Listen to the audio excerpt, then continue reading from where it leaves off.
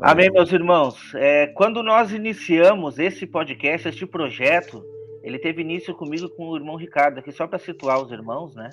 E a gente destrinchou aí desde o primeiro versículo do livro de Apocalipse. E a gente foi indo, avançando, o irmão Wagner se agregou a nós e a gente começou a ver que a coisa começou a apertar, até para a gente que já tem um pouco de conhecimento. Então, graças a Deus que Deus veio somando com a gente aí alguns irmãos aí, tanto na participação aqui como em conversas também, que isso foi agregando no conhecimento. O pastor Igor já participou com nós ali da parte do capítulo 5 a respeito do trono, né, os 24 anciões, que a gente sabe que a introdução para esses selos é a introdução de tudo. Quando a gente enxerga ali, a gente enxerga esses selos abrindo e os 24 anciões e os 4 seres viventes, eles fazem parte desse selamento, uma parte ativa, né? Então, a gente deu início no capítulo anterior para tratar do primeiro, do segundo selo ali, um pouquinho do segundo, e demos ali uma ênfase maior a respeito desses cavalos. O irmão Ricardo pode trazer um pouco para nós, e a gente tratou sobre o primeiro selo, deixamos bem destrinchado. Mas hoje eu quero trazer aqui a visão do pastor Pedro a respeito desse primeiro selo, porque a gente deu uma acompanhada numa live que vocês fizeram, acho que uns 5 meses atrás, a respeito aí dos selos e da última semana, porque não tem como não conectar, está tudo conectado. Até vou deixar aqui depois, para quem está assistindo essa live depois, vou deixar aqui anexado essa live que o pastor Pedro participou com o pastor Igor, porque ela me ajudou muito no entendimento também, veio ajudar o irmão Wagner, o irmão Ricardo. Então, pastor Pedro, qual é a sua ideia aí, qual é a sua visão a respeito desse primeiro selo aí, o cavalo branco, né? Então, quando eu comecei, né, quando a gente começou a estudar a parte dos selos, e toda a última semana, né, eu vou confessar aos irmãos que eu pensava, a princípio, que era o anticristo. Né, e tem muitos irmãos que acham também que é o anticristo. Mas, conforme a gente vai esquadrinhando os selos, a gente vai trabalhando nas trombetas e toda a edificação do Império da Besta e o Ministério das Testemunhas, vai perdendo um pouco de sentido isso. Porque o anticristo ele não sai vencendo para vencer. Na verdade, ele entra na última semana, ele já entra perdendo nesse confronto, nesse embate com Deus, ele sempre entrou perdendo e vai perder, e vai ser derrotado até o final. Porque desde o princípio da última semana até o final dela, existe uma briga entre a luz e as trevas. As testemunhas elas estão ali participando da última semana de Daniel, tornando a edificação do oitavo império uma coisa mais difícil, mais penosa, mas ele vai conseguir edificar. Mas se ele edificasse em pleno vapor, irmãos, não ia ter a última semana de Daniel, não ia sobrar nada. Entende? Então, Deus ele vem minando, ele vem batendo nos povos, nas nações, por causa da pregação do evangelho, que sempre, em toda a história da humanidade, ela nunca foi aceita. Há poucos que ouviram e tiveram os ouvidos para ouvir e aceitaram. Por isso, tanta guerra, tanta fome, tanta miséria. Por isso, esses cavalos estão cavalgando durante a terra desde a época de Adão. Entende? Desde Adão, esse cavalo branco ele vem sendo anunciado. Adão anunciava o evangelho. Ele contava para os seus filhos, para a sua descendência, a respeito do Éden, a respeito do pecado que eles cometeram. Ou seja, Adão foi o primeiro Cristo. Né? Ele foi o primeiro. E Cristo foi o último. Então, ele era um anunciador do evangelho. E você viu, desde a entrada do pecado e da desobediência, o que aconteceu. Óbvio que no início não tinha povos, línguas e nações, mas foi crescendo aquilo ali. Eles foram se multiplicando pela terra. E, consequentemente, começou realmente os cavalos a cavalgarem sobre a terra e os impérios, as nações começaram a ser trabalhadas por esses cavalos. Você vê Nimrod, começa Nimrod, a descendência de Noé ali, o império de Nimrod crescendo. Então você já vê ali que começou realmente a cavalgar pela terra esses cavalos. Então, eu quando comecei a pensar sobre isso e ver Apocalipse no final, quando Cristo vem no cavalo branco, aí ele vem vencendo para vencer mesmo, você vê que faz muito mais sentido. E você vê que o cavalo branco ele tem umas peculiaridades. Ele tem um arco na mão, e a flecha não está no arco, a flecha foi lançada. Aí você vê a ação das duas testemunhas, o arco é Judá e as flechas Efraim, as duas testemunhas trabalhando juntas, porque o arco sem a flecha não funciona e a flecha sem o arco também não funciona. Então você vê ali o mover das duas testemunhas sendo lançada pelo cavalo branco nas nações, nas terras, e o mistério das testemunhas começando a acontecer na última semana. Então, para mim, faz muito mais sentido, hoje, o cavalo branco ser Cristo e a pregação do Evangelho da Paz, mais uma vez, e a derradeira, anunciando o Evangelho da Paz pela terra, para povos, línguas e nações. E tudo que aconteceu dentro de todo o período, toda essa dispensação de tempo que a gente vive, que a gente viveu, e desde a época do começo dos impérios, do Egito e da Babilônia, você vai ver que o Evangelho foi pregado, foi anunciado, Deus mandou profetas anunciar a palavra dele, e sempre houve rejeição e depois a punição dos cavalos sobre a terra. A gente vai falar um pouco sobre isso. Então, a última semana nada mais é que uma repetição de tudo que ocorreu, mas é uma repetição cabal, é a última. É a derradeira, quando Deus vai fazer esses personagens cavalgarem mais uma vez por 7 anos, assolando a terra que não deu ouvidos, ao povo que não deu ouvido à pregação do Evangelho. Então, hoje, para mim, o cavalo branco faz muito mais sentido sendo Cristo. E os outros cavalos, a punição do próprio Deus, porque esses cavalos são ministros de Deus, eles estão saindo de dentro da sala do trono para alvejar a terra. Então, são ministros de Deus trabalhando a favor de uma punição, de um juízo sobre a terra. Então, aí você vê que Deus ele tá mostrando com esses cavalos que ele tem um alvo. Esse alvo de atingir, para ele atingir na primeira metade da última semana, é um alvo que ainda não se formou, ele vem se formar. Ele vai se formar até na metade da última semana ele se tornar o 8º império, que possui a cor dos cavalos. Entende? Aí você vê ali, na metade da semana para frente, que o anticristo vai dar a paga daquele povo que assolou na primeira metade da semana, ele vai dar a paga na segunda metade da semana, na semana final. Ele vai atingir. E Deus está mostrando ali que são aquelas cores, aqueles povos, aqueles países ao redor de Jerusalém, de Israel, que vão afligir o povo de Deus por mais 3 anos e meio. Então, você soma uma semana de 7 anos, uma semana de anos, a última semana de Daniel, uma semana de tribulação do início ao fim para as nações da terra. Sendo que da metade para o final é de grande tribulação para a igreja e de devastação para o império da besta, porque começa a cair as taças da metade da semana para o final e elas têm um alvo determinado, que é o império da besta, porque da metade da semana até o final não existe mais, irmãos, diferentes povos, línguas e nações. Existe povo de Deus selado, nações que estão com o povo de Deus fugindo e povo do anticristo, 8º, que tem um cabeça, que é o anticristo. Então, na metade da semana para lá, só existem 3 tipos de humanidade, vamos dizer assim: os selados, os que estão com os selados, que é o povo que não botou a marca, e os marcados. Quem é povo selado e quem não for selado, que não tem a marca da besta, vai estar no deserto junto, trabalhando fora do sistema. E vai ter um povo dominante sobre a terra, de marcados, perseguindo esses outros 2 tipos de seres humanos. E aí o Deus ele vai alvejar a besta e o império da besta, com as taças e o resto das trombetas que faltam cair. Então, assim, é um panorama bem abrangente da forma como eu penso a respeito dos... E eu vejo muito os cavalos, os selos, sendo esses selos, eles selam um livro, né? Um livro selado de 7 selos. Então, você vê um pergaminho selado que está escrito por dentro e por fora a história da última semana de Daniel. Isso. O que está nesse livro? Esse livro é a última semana de Daniel, é o Apocalipse, irmãos. Está escrito o Apocalipse ali.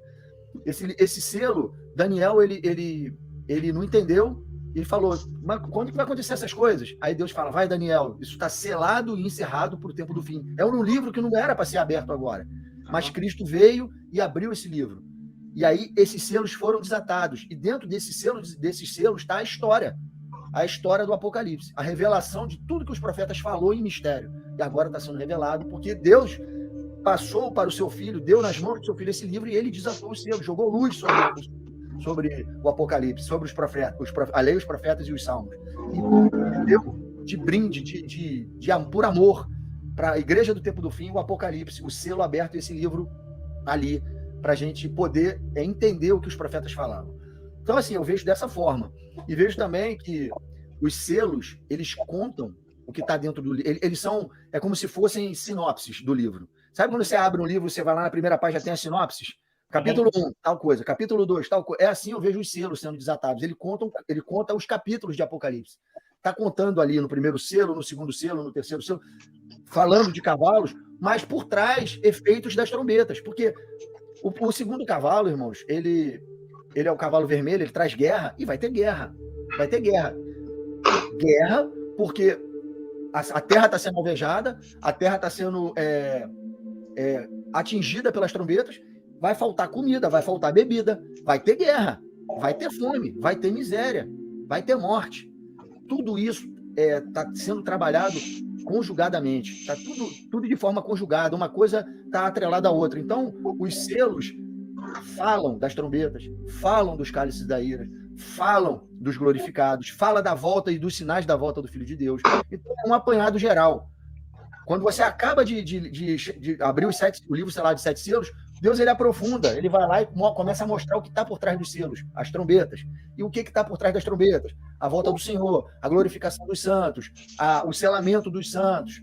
Tudo está ali nesse livro, sei lá, de 7 selos, mas enigmaticamente, por trás, nas entrelinhas. Quando você começa a conectar, você vai vendo as coisas. Exatamente. E aí você vai chegar em Apocalipse 22, a volta do Senhor, a Nova Jerusalém que desce do céu, o trono branco e tudo mais. E encerra o livro da profecia. Então é assim que eu vejo, dando um panorama bem geral, é assim que eu vejo o livro Salário de 7 selos. Não, é isso aí. E interessante quando você trouxe que os 4 cavalos, eles são enviados por Deus, né? Não somente o cavalo branco, mas os outros também.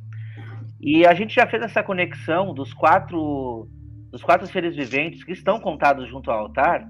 E quando a gente vai lá para Ezequiel 1, a gente vê aquela roda, né? Até comentei isso no último podcast, que aquela roda vão para os 4 cantos, aonde o Espírito quer que elas vão, entende? Elas fazem cumprir essa vontade. E isso a gente conecta com as 2 testemunhas. Esse último versículo, esse versículo que você citou, mas que você leu na live, eu até faço questão de ler aqui, que está em Zacarias 9, no versículo 13.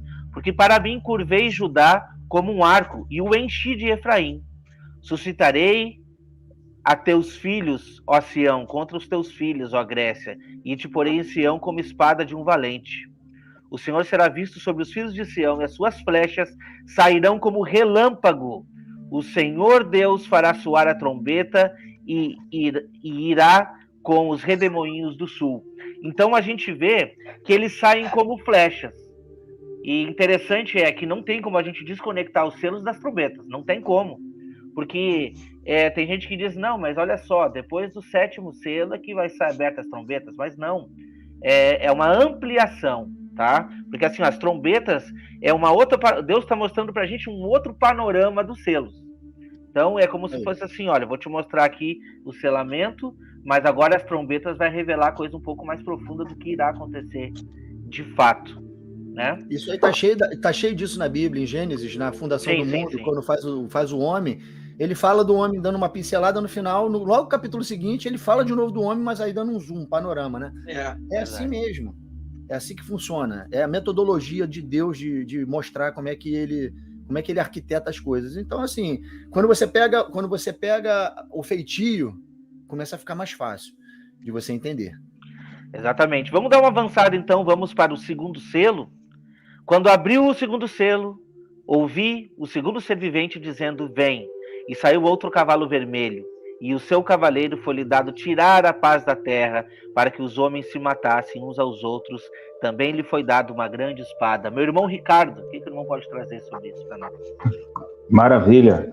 Bom, o 2º cavalo, eu percebo assim como uma consequência daquilo que aconteceu depois da abertura do 1º selo.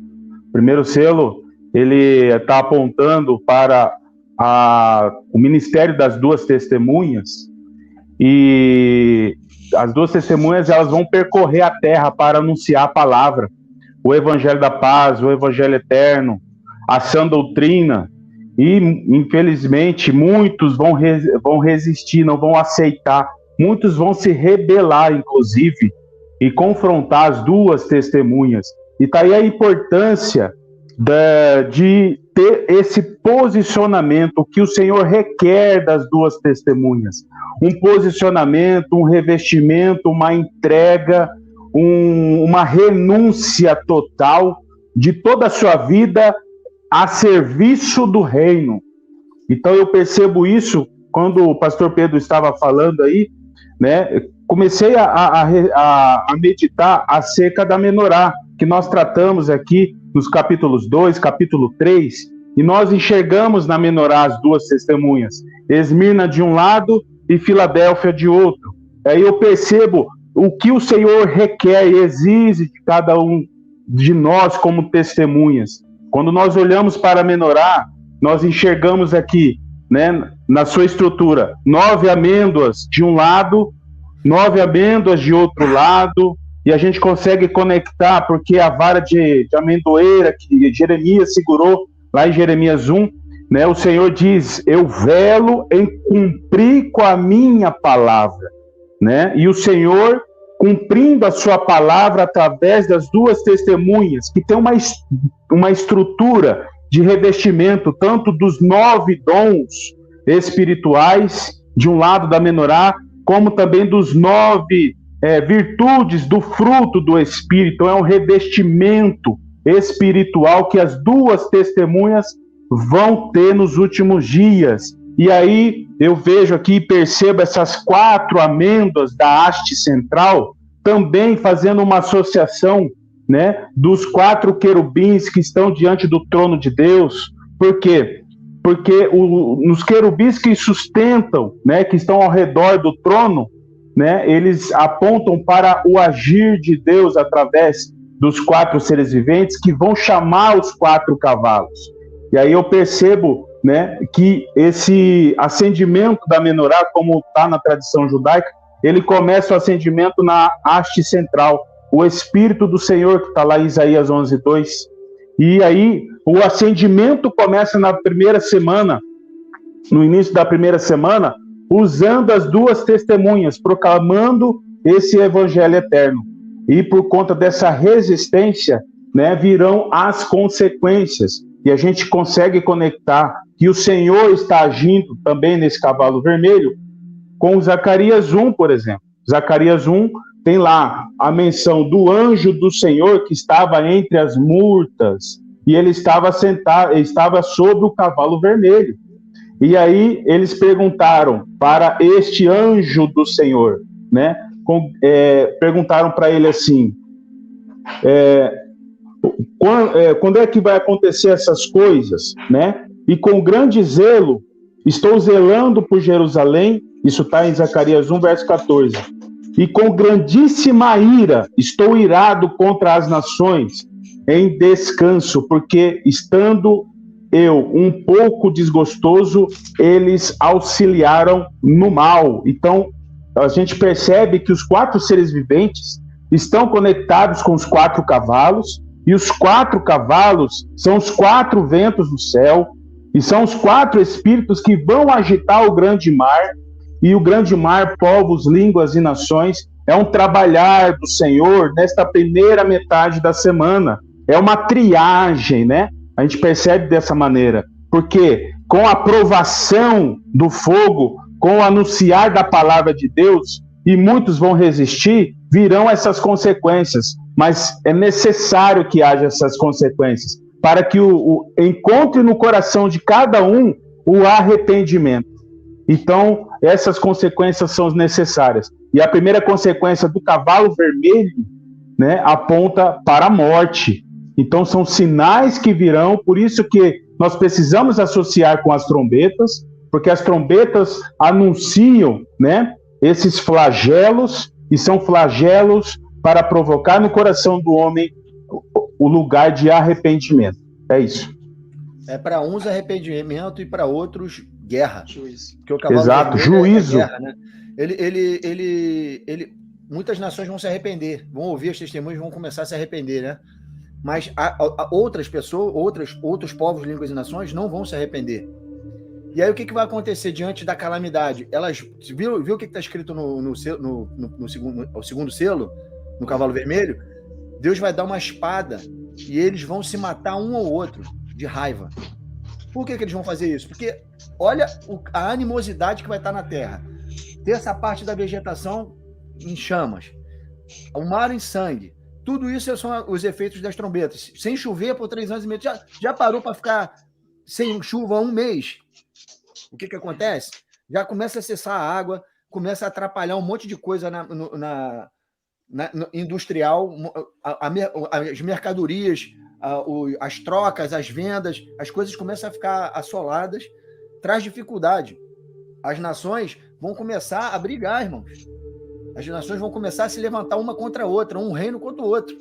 E aí, por dentro disso aí, está a víbora, está a serpente, está o anticristo chifre pequeno crescendo. As nações brigando, descontroladas, porque estão vendo a situação da terra como está. Tem um povo santo causando isso. E Deus está, através das testemunhas e das trombetas, trazendo juízo sobre a terra com esses cavalos. E os povos olhando, 10 reis governando e aparecendo um ali, com todo o prodígio de engano, mentira e persuasão, vindo com uma solução. O que vai acontecer? Deus está usando todo esse cenário para chegar na metade da semana, o império da 7ª cabeça, que é os 10 reis, passar para o 8º. Irmãos, toda a Revolução Industrial, tudo que está acontecendo, está convergindo para um momento, a metade da última semana. É ali na metade da última semana que o mundo vai conseguir o que todos esses grandes homens estão planejando. O que é? Um governo único, uma religião única, uma moeda única, uma coisa unificada, controlada por um homem, assim como Nimrod fazia nos tempos de Babel. Vai acontecer de novo na metade da última semana. Um homem vai controlar tudo. Um homem vai ter quase que a onisciência, a onipresença, por causa da tecnologia. E aí as nações estão batendo palma para esse homem, porque esse homem vai matar aqueles caras que estavam fazendo aquilo na primeira metade da semana. E ele vai ser levantado. Toda a astúcia, todo o poder de Satanás está por trás disso. E Deus, que está do seu terceiro céu, controlando todas essas coisas para que esse momento aconteça. Entende? É assim que funciona. Uma reunião solene. Uma reunião solene. A gente vê que vai estar sendo falado de paz, mas na verdade não vai haver paz. Não existe paz. Não tem como haver paz. E quando se fala, a palavra de Deus nos fala, né? Quando se falar de paz, aí que sobrevirá repentina destruição. Então não tem como. Irmão Wagner.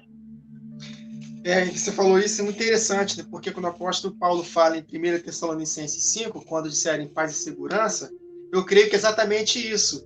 Com a calamidade que as 2 testemunhas vai provocar na terra, vai chegar o anticristo que vai matar as testemunhas, vai fazer com que as outras fujam, e ele vai ser o salvador da pátria. E eles vão trocar presentes entre si, né? Mas aí está profetizado, quando disserem paz e segurança, aí sobrevirá a repentina destruição, que são os últimos 3 ais, né? no derramar das taças da ira de Deus, que vai cair sobre eles. Né? Interessante acerca do cavalo vermelho, eu até falei na última gravação, e agora, eu meditando aqui, o Espírito falou comigo de uma forma muito interessante. No verso 11, no finalzinho do verso 11, acerca do cavalo vermelho, ele estava enviando os outros cavalos e eles percorreram a terra e falaram: eis que toda a terra está agora repousada e tranquila. Aí o Espírito falou comigo: repousada e tranquila nos seus pecados, porque eu vou levantar exatamente as 2 testemunhas, representadas também pelo cavalo vermelho, para poder sacudir as nações com relação aos seus pecados. E exatamente por falta de resposta da grande maioria, Deus vai começar a enviar os flagelos, né? Então, eles estão descansando demais nos seus pecados. Então, eu vou sacudir, enviando as 2 testemunhas, e progressivamente Deus vai enviando os seus juízos. Né? E é interessante... Sim. Isso aí que testifica, isso que você está falando, é só você ler o verso 15 aí. Lê o verso 15 aí. E com grande indignação estou irado contra as nações que vivem confiantes, porque eu estava pouco indignado, e elas agravaram mal. É isso aí. Não tinha nem lido esse texto 15 aqui. Confirmou, né, o contexto. Então é isso mesmo, queridos. Então, o que vai acontecer com a igreja no tempo do fim vai ser realmente obras iguais e maiores que o Senhor Jesus fez, porque ele não fez nada disso. Vai ficar para a igreja do fim, e provavelmente, se estivermos vivos, eu creio que vai ser na nossa geração, nós estaremos aqui, sim. E será Amém. um baita de um privilégio, né, poder participar dessa Amém. chuva cerúlea. Amém. Amém. Vamos trazer um pouquinho aqui sobre o terceiro selo, então? Vamos lá. Quando abriu o terceiro selo, ouvi o terceiro ser vivente dizendo bem. Então vi, e eis um cavalo preto, o seu cavaleiro com uma balança na mão. E ouvi uma como que voz no meio dos 4 seres viventes dizendo: uma medida de trigo por 1 denário, 3 medidas de cevada por 1 denário, e não danifiqueis o azeite e o vinho. Daí, irmão Pedro. Pô, tem as implicações espirituais, né? Sim. Sobre esse texto. E tem a coisa literal, né? Você vê aí que Deus está sendo zeloso com o alimento, porque tem que sobrar alguma coisa na terra para ele poder prover para o pessoal que está fugindo, né? Tem que ter. Mas para quem não creu na palavra das 2 testemunhas, a comida e a bebida você viu que vai ficar caro, né? Vai ficar difícil. Vai ficar pesado. O denário era um mês de trabalho, né? Se eu não me engano, 1 ano de trabalho, não me lembro agora, um dia de trabalho. Um dia. Era um dia de trabalho. Você trabalhar um dia inteiro para você ter um prato de comida. Imagina a situação de calamidade que vai ser quando isso acontecer. Sabe? Não tem como os homens, as nações, os povos que não têm o Espírito de Deus e que não tem como não se indignar, irmão. Se não estiver entendendo o tempo que está vivendo e as coisas que estão sendo faladas na última semana, o cara vai se indignar mesmo. Ele vai querer sair matando os outros pela rua, porque, irmãos, você pode faltar tudo na sua vida, mas se faltar comida, irmão, faltar bebida, o homem se transforma. É a famosa zoomorfização. Você vira animal, irmãos. Animal. Quando você chega no extremo da fome, quando você vê seus filhos passando fome, quando você não entende o que está acontecendo na última semana, você sai disposto a matar para trazer comida para dentro de casa. E é o que vai acontecer na última semana, na primeira metade da última semana. Então você vê, Deus está falando desse cavalo, né? Aí você vê já o cavalo preto, o preto fala de fome, e aí conecta com Zacarias 6. Você vê lá os cavalos pretos, mas ali são exércitos, né, também, agitando os mares. E aí foi o que eu estava falando com o Wagner antes. Foi com o Wagner ou com o Ricardo? Eu não me lembro agora. Acho que com os dois. Antes da gente começar a live. O que acontece? Esses cavalos, irmãos, quando você olha para Zacarias e entende o tempo da profecia, o tempo que Zacarias profetizou, Zacarias ele estava falando para o povo que estava acabando de sair do cativeiro babilônico. Judá estava voltando, né? O povo judeu estava voltando para Jerusalém, liberto do cativeiro babilônico, voltando para edificar o templo, para edificar os muros da cidade, aquilo tudo que a gente sabe que está escrito em Esdras e Neemias. Era o período da edificação da casa de Deus. Deus estava libertando o seu povo para edificar a sua casa, construir a sua casa novamente em Jerusalém. E Zacarias está profetizando nesse tempo.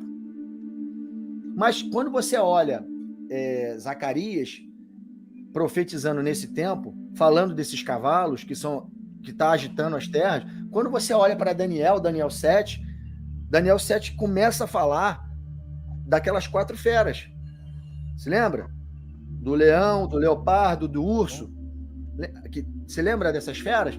Então, os mares são agitados antes e aí começam a aparecer essas feras, que a gente sabe muito bem quando conecta com o Apocalipse 13, se eu não me engano, ou 17, que aquela besta que João viu era semelhante ao leopardo com pé de urso e boca de leão. Você vê que a conexão daquilo ali, de Apocalipse, com Daniel 7, e o que está acontecendo antes dessas feras se levantarem, que tem a aparência desses animais, os mares estavam sendo agitados. E aí você vê o Império Babilônico caindo e entrando no Medo-Persa. Depois do Medo-Persa caindo, entrando no grego. Depois caindo no grego, entrando no romano. E daí, caindo no romano, vai entrar a 7ª cabeça da besta, que é a última semana de Daniel. Então você vê tudo acontecendo novamente, os cavalos sendo agitados, Zacarias profetizando e não sendo ouvido, Esdras e Neemias as 2 testemunhas construindo o templo, a casa de Deus, em meio a tempos muito difíceis, de calamidades, exatamente tudo acontecendo na última semana de novo, os cavalos sendo soltos, impérios mudando de mão, a 7ª cabeça passando para o 8º rei. Tudo isso num período em que as 2 testemunhas estão edificando a casa do Senhor. É a plenitude dos tempos ali. E aí, no final de tudo, você vê a casa de Deus sendo edificada novamente, com aquele templo de Ezequiel, com Jesus voltando e o reino milenar sendo estabelecido. De novo, irmãos, você está vendo que é um decalque do tempo que estava acontecendo aquela profecia lá, falando de Zacarias e Daniel, voltando ali para a última semana, de novo, acontecendo novamente os cavalos sendo soltos, é exatamente a mesma coisa. Amém. Isso aí. Eu fiz uma conexão aqui com uma fala de Jesus lá numa das parábolas do bom semeador. Vocês lembram? E eu não vou trazer todas as citações aqui, mas a partir do versículo 18, tá? Outros são os que recebem a semente entre espinhos, os quais ouvem a palavra, mas os cuidados deste mundo e os enganos das riquezas e as ambições de outras coisas, entretanto, sufocam a palavra e ela fica infrutífera. Os que recebem a semente em boa terra são os que ouvem a palavra e a recebem e dão fruto a 30, outro a 60, outro a 100 por 1. Então, olha só a comparação que a gente faz com essa balança, porque tu está vendo uma balança ali. Então, olha o que Jesus está dizendo, no caso, olha o que João está ouvindo aqui nesse segundo selo, né? 3 medidas de cevada por 1 denário, mas não danifiqueis o azeite e o vinho, deixa lá. Por quê? Porque a gente está vendo uma balança antes. E eu consegui fazer uma conexão com Joel 2, para a gente tratar um pouco desse vinho e desse cereal aqui, né? Joel 2, no versículo 18. Então o Senhor se mostrou zeloso da sua terra e compadeceu do seu povo. E respondeu-lhe e lhe disse: Eis que vos envio o cereal e o vinho e o óleo, e deles sereis fartos. E vos não entregarei mais ao opróbrio entre as nações, mas o exército que vem do norte, eu o removerei para longe de vós. Lançá-lo-ei em uma terra seca e deserta. Olha só. Lançarei a sua vanguarda para o mar oriental e a sua retaguarda para o mar ocidental. Subirá o seu mau cheiro e subirá. Não temas, ó terra, e regozija-se e alegra-te, porque o Senhor faz grandes coisas. O versículo 23 diz assim: Alegra-vos, pois, filhos de Sião, regozijai-vos no Senhor vosso Deus, porque ele vos dará em justa medida a chuva.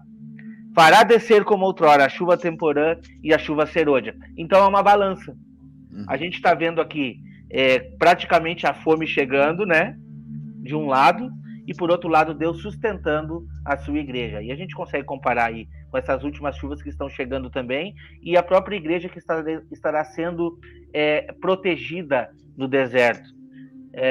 Irmão Wagner.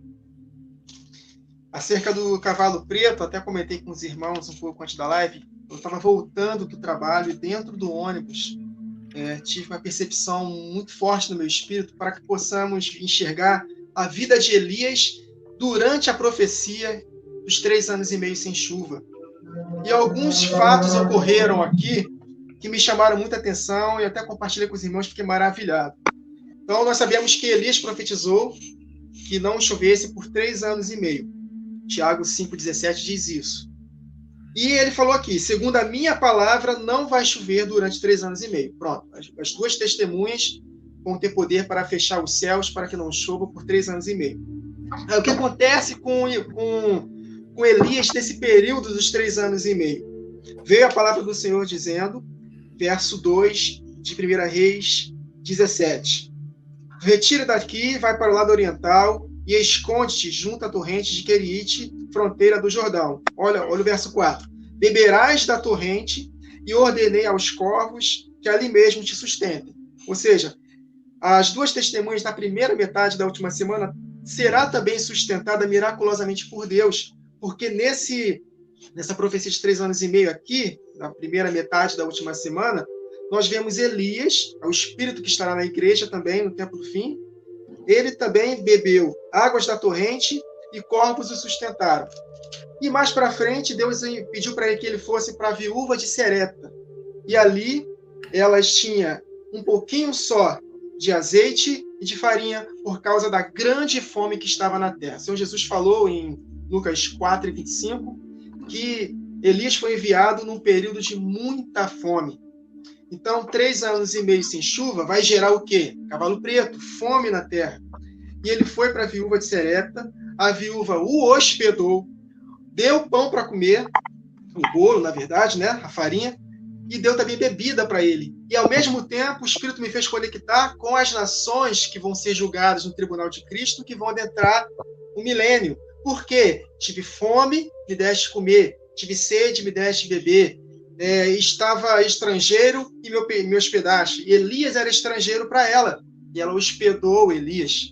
E ela era estrangeira com relação à nação de Israel. Então, podemos associar que ela será parte da nação que vai entrar no milênio, sem ser nova criatura. Então, ela deu de comer, hospedou Elias, e olha que interessante, o milagre aconteceu na vida dela, através da profecia de Elias. Não vai faltar nada para você. E, de fato, não faltou. E mais para frente, o filho dela vem a óbito.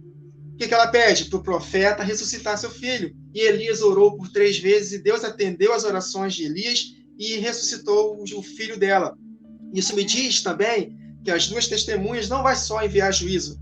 Ela também vai promover curas, milagres extraordinários para aqueles que derem atenção e se arrependerem com a pregação das testemunhas. A porta da graça, da igreja, o selamento está feito, conforme está escrito em Apocalipse 7, antes do toque das trombetas, o selamento da igreja acaba no início da semana. Então, os povos, as pessoas que derem atenção para a pregação de arrependimento das 2 testemunhas, elas serão poupadas, cuidadas por Deus, para que possam adentrar o milênio e serem protegidos. Então, consigo ver também milagres que a igreja vai também fazer em benefício dessas nações. Aí depois, um pouco antes de terminar a profecia dos 3 anos e meio sem chuva, tem o episódio dos 450 profetas de Baal. E o que acontece? Elias mata todos eles. E aí é exatamente o que está escrito em Apocalipse 11:5. Quem quiser fazer mal, é necessário que seja morto. E o interessante é que é no final dos 3 anos e meio que acontece isso. Um pouco mais para frente, as chuvas vêm e acaba a profecia da primeira semana, dos 3 anos e meio sem chuva. Aí, logo depois desses 3 anos e meio, Acabe, no verso 19, fez saber a Jezabel tudo quanto Elias tinha feito. Então, o espírito do anticristo tomou Jezabel e ela perseguiu e ameaçou Elias. E o que Elias fez? Na segunda metade da última semana, fugiu para a caverna para não ver a morte. Então, Elias representa a parte da igreja que não vai ver a morte. E ali ela será protegida ali. E depois, na força daquela comida e bebida sobrenatural, porque no deserto não vai ter shopping, não vai ter mercado para comprar. Então, ali Deus vai sustentar como sustentou o povo no Egito. E com a força daquela comida, ele vai até o fim da sua jornada. E depois, o que acontece com Elias? Ele é arrebatado numa carruagem de fogo, não até o céu, o terceiro céu, mas até o céu, fazendo uma associação para a igreja que será arrebatada até os ares para o encontro com o Senhor. Então, esse desfecho, o que acontece com Elias na primeira metade, é algo maravilhoso. Outra coisa interessante que Deus falou comigo, que as nações que vão adentrar o milênio, elas não vão sustentar, ajudar a igreja com pão, com bebida, com hospedagem, com vestes, na segunda metade. Porque para ter esse suprimento, ela vai ter que comprar e vender. Mas na segunda metade, só vai comprar e vender quem tiver a marca. Então, elas vão ajudar exatamente na primeira metade da última semana, representada pela viúva de Serepta, né? Então, ela vai ser conduzida depois para o deserto junto com a igreja, e lá Deus vai sustentar miraculosamente até a questão do arrebatamento. Tremenda então, de fato, conexão. Foi maravilhoso, eu fiquei maravilhado no ônibus. Eu até falei com os irmãos, eu não estou falando besteira não, né? Tem conexão, meus irmãos? Aí o irmão Ricardo falou, não, tem tudo a ver, e realmente é aquilo que o irmão Pedro falou. É tudo cíclico, tudo vai acontecer novamente. Está tudo aqui no Antigo Testamento. O livro de Apocalipse é um compêndio de tudo que aconteceu na lei, nos salmos, nos profetas, nos reis. Então, nós precisamos pegar esse entendimento, e a profecia das 2 testemunhas em Apocalipse 11 nos dá uma dica, né? O espírito que estava em Elias, o espírito que estava em Moisés. Moisés é uma figura da igreja que vai morrer, porque Moisés morreu. Então, se nós conectarmos com o Antigo Testamento, o Espírito vai ministrando ao nosso coração, ele vai conectando, e eu fiquei maravilhado. E realmente, o que Jesus falou para os seus discípulos em Lucas 17, vai chegar um dia em que vocês desejarão ver um dos dias do Filho do Homem, mas não poderão, porque vocês estarão mortos. E a chuva serôdia, vocês experimentaram da chuva temporânea, mas a igreja do tempo do fim vai experimentar da chuva serôdia, e vocês gostariam de estar vivos participando dessas últimas e maiores chuvas. Então, de fato, vai ser algo maravilhoso e vai ser um privilégio se nós estivermos vivos nessa ocasião, né?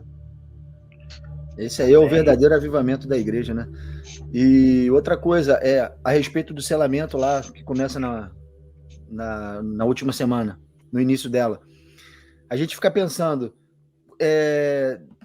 Deus selou para que as trombetas não acertassem eles, né? Antes de acontecer as calamidades na terra, Deus preparou, selou as testemunhas, né? Os 144. Só que a gente tem que entender mais profundamente esse selamento. Eu ficava pensando, Deus fechou a porta da graça ali, selou, acabou, né? Não, ele está selando exatamente para que não aconteça nenhum mal com elas durante os 3 anos e meio, entende? Então, aí você entende o porquê desse selamento. Por que Deus estaria selando quem já está selado, né? Na verdade, selado com o seu espírito. Por que Deus faria isso? Por que Deus...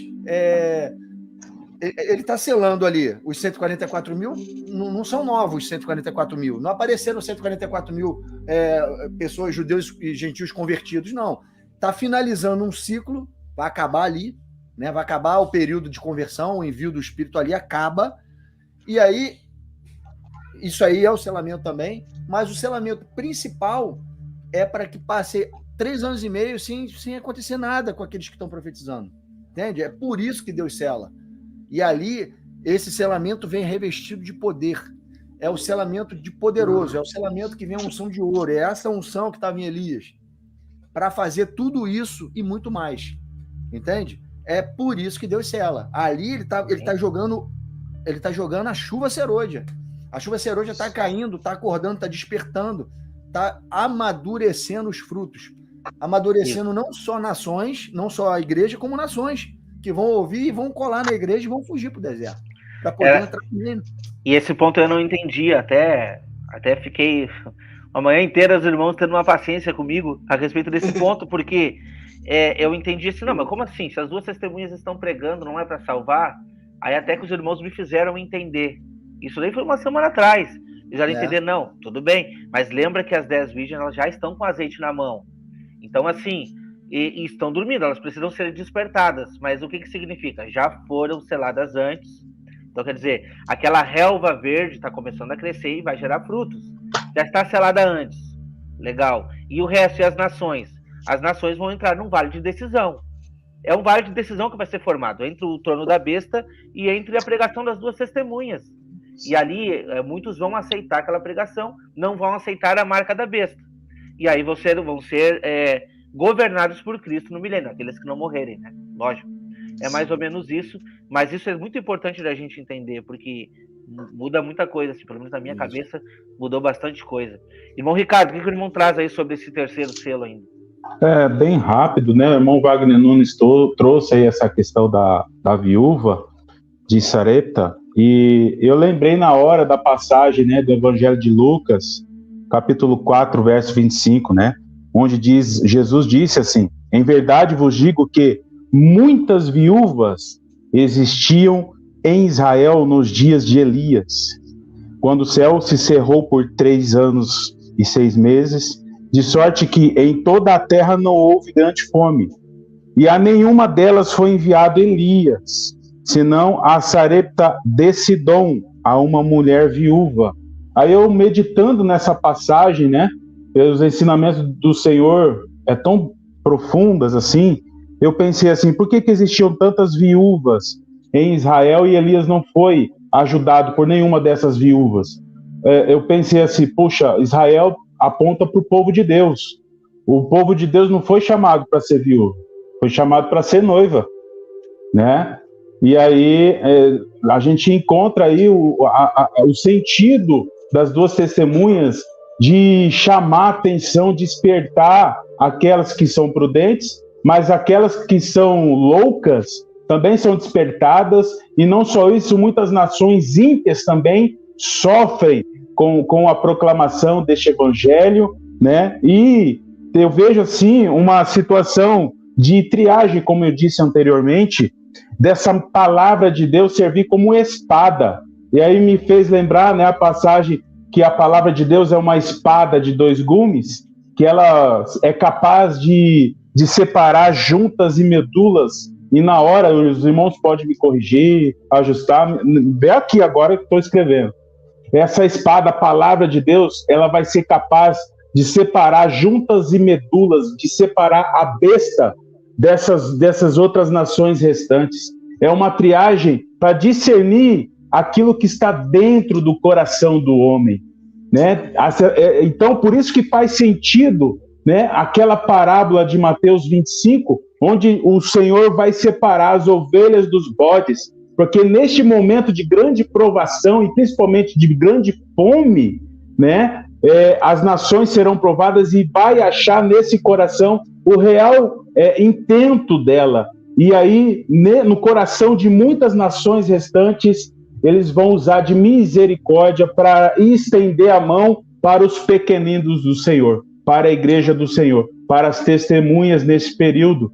E eu percebo, né, que essa palavra de Deus é uma palavra de provação, onde vai no profundo, no âmago da alma e das intenções do coração de cada ser humano.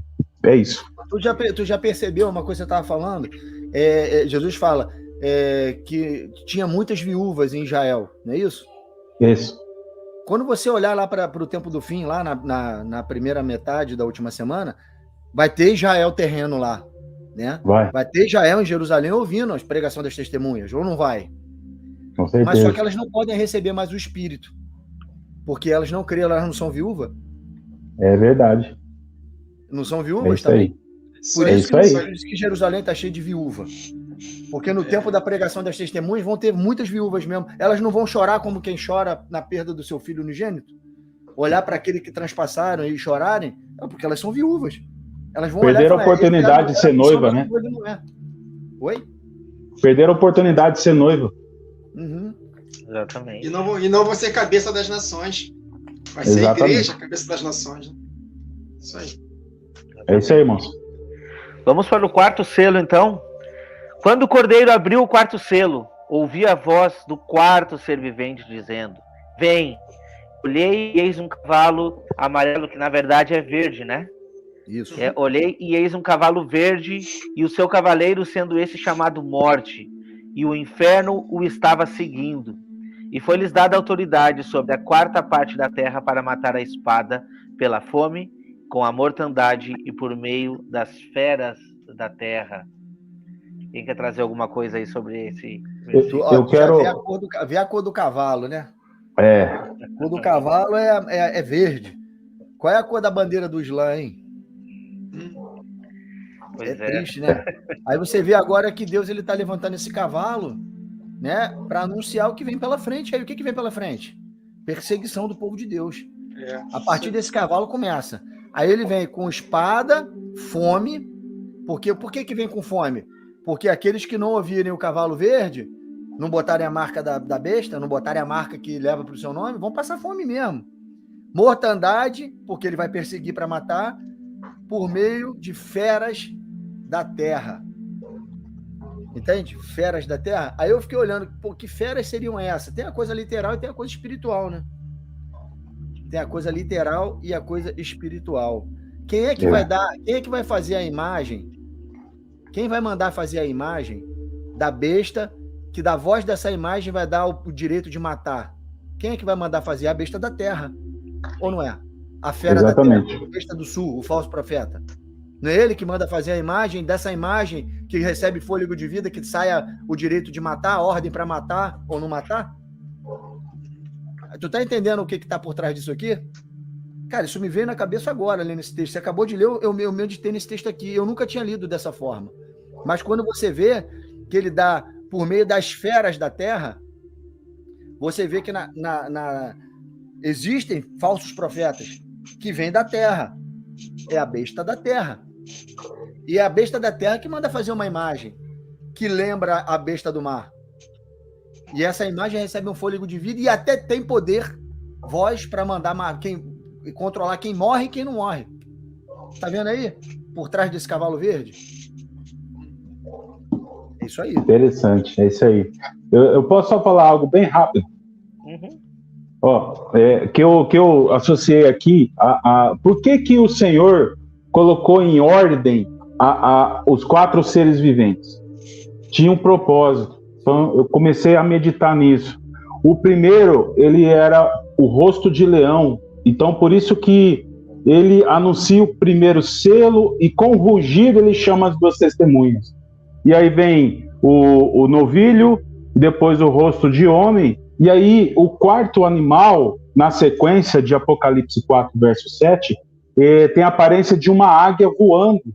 E isso aponta para o 4º selo, né, onde nesse período que aponta na metade da semana, é o período onde vai encerrar o ministério das 2 testemunhas, é o momento do Senhor levar o teu povo com asas de águia para o deserto. Então eu consegui fazer essa conexão aí e a gente olhou que são 2 asas da grande águia. Por que Deus estaria dando essa informação? 2 asas da grande águia. Será que ninguém sabe que a águia tem 2 grandes asas? Por que ele estaria falando 2? Né? Por quê? Exatamente. Então é isso, sabe? O Senhor já planejando, né? E nós percebemos aqui que toda palavra, mesmo que ela seja sutil aqui, ela tem uma mensagem profunda para nos ensinar. É um guia, é um manual de sobrevivência, é um manual, né, para que possamos aí usar nos últimos dias.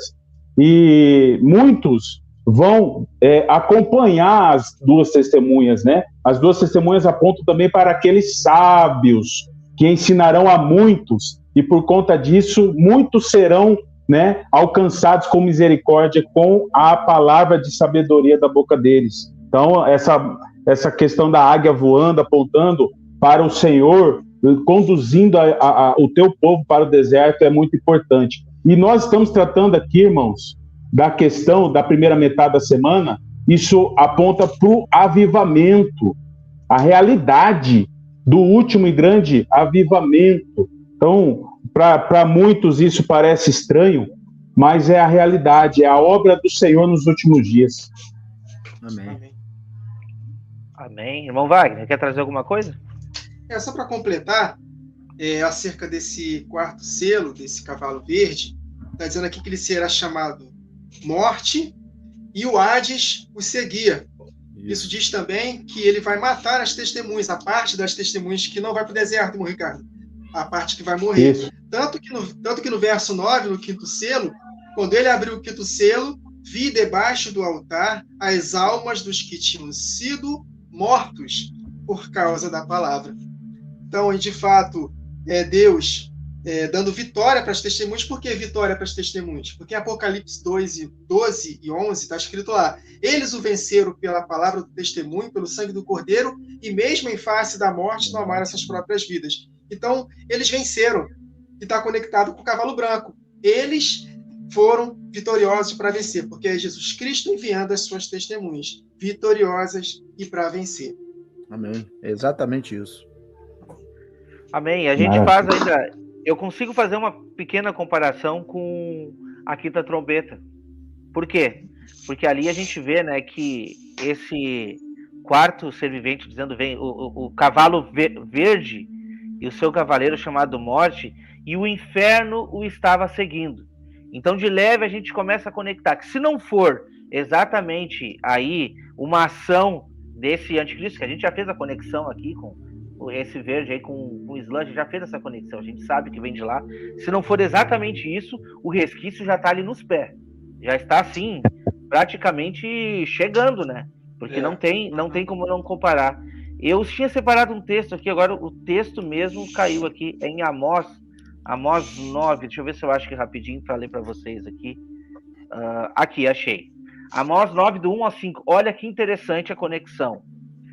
Vi o Senhor que estava em pé junto ao altar e me disse: fere os capitéis e estremecerão os umbrais, e faze tudo em pedaços sobre a cabeça de todos eles. Matarei a espada até o último deles, e nenhum deles fugirá, e nenhum escapará. Ainda que desçam ao mais profundo abismo, a minha mão os tirará de lá, e subirem ao céu, de lá os farei descer. Se os esconderem no cimo dos camelos, de lá buscá-lo-ei, e de lá os tirarei. E se dos meus olhos se ocultarem no fundo do mar, de lá darei a ordem à serpente, e ela as morderá. Se forem para o cativeiro diante dos seus inimigos, ali darei a ordem à espada, e ela os matará. Porei os olhos sobre eles, para o mal e não para o bem. Então, quando a gente fala aqui que o Senhor é um Deus, ele é um Deus de amor, mas ele também é um Deus de juízo, e ele traz esses cavalos representando a severidade, o juízo de Deus, né? O último tempo da ira, a conexão que a gente faz com Daniel, esse é o tempo do último tempo da ira, né? Lógico que as testemunhas estão com todas essas ações aí, apregoando tudo que irá acontecer, os flagelos, está tudo englobado aqui, mas é a vontade do Senhor que está ali diante das testemunhas que estão fazendo todas essas coisas acontecerem nesses últimos dias. Amém. Amém. Maravilha. Pedro, quer trazer mais alguma coisa? Tá, então eu vi exatamente o momento, né? Na quarta trombeta, é exatamente o momento em que as testemunhas estão fugindo e é anunciado 3 ais ali. Isso. Né? Que aí os 3 ais são os efeitos das próximas 3 trombetas e mais os cálices da ira que vem pela frente. Não, exatamente. Exatamente. Entende? E aí, quando você vê exatamente 3 cálices da ira, 7 cálices da ira, mais 3 trombetas que faltam, soma-se as 10 pragas do Egito. Quando as 2 testemunhas foram lá e falaram para o faraó, que é a serpente, que tinha que libertar o povo, né? Para parar de perseguir Israel, para parar de oprimir Israel e libertar-se o povo. É exatamente o mesmo recado que Deus está dando para o 8º rei, né? O anticristo. Deixa meu povo quieto, deixa meu povo solto. Eles têm que entrar tomar posse da promessa. E ele endurece o coração, cai sobre ele morde a língua, blasfema, fica queimado do sol e continua blasfemando, endurece o coração e Deus arrebenta com ele no final, jogando aquela saraivada de pedra, que são as testemunhas, né? Como está na lei. Não é isso? Na boca de 1 ou 2 testemunhas é feito todo o juízo. Aí lança a pedra sobre a grande Babilônia, sobre o império da besta e cai a grande cidade. Exatamente. E quando você trouxe ali, né, essa quarta trombeta, os 3 ais, os últimos ais, a gente já vê a conexão perfeita aí da última metade da semana surgindo. A partir dali. Então, o 5º selo já vai nos mostrar isso. A gente não vai entrar no 5º selo agora. Eu acredito que o que estava proposto aqui a gente já trouxe, estamos no tempo aí. Uhum. Mas, exatamente, vai concluir com tudo isso, vai coroar essa metade da semana. E aí fica ruim pro lado das testemunhas depois disso, né?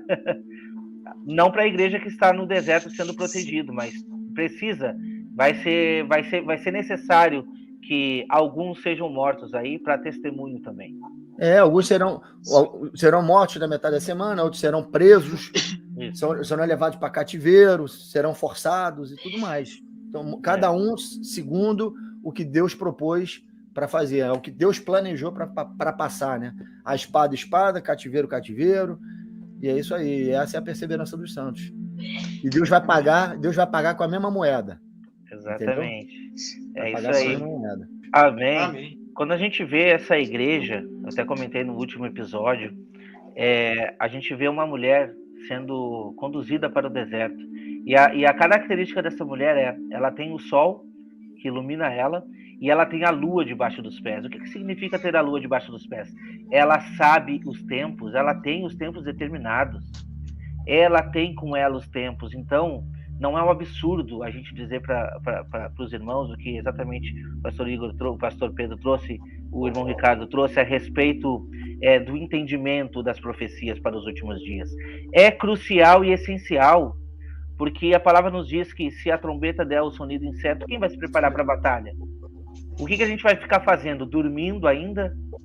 Né? Ou será que a gente vai estar acordado, anunciando e despertando a igreja? eu quero, antes desse tempo chegar, estar despertando. E é isso que a gente está tentando fazer aqui. Nós encorajamos todos os irmãos a fazerem o mesmo, né?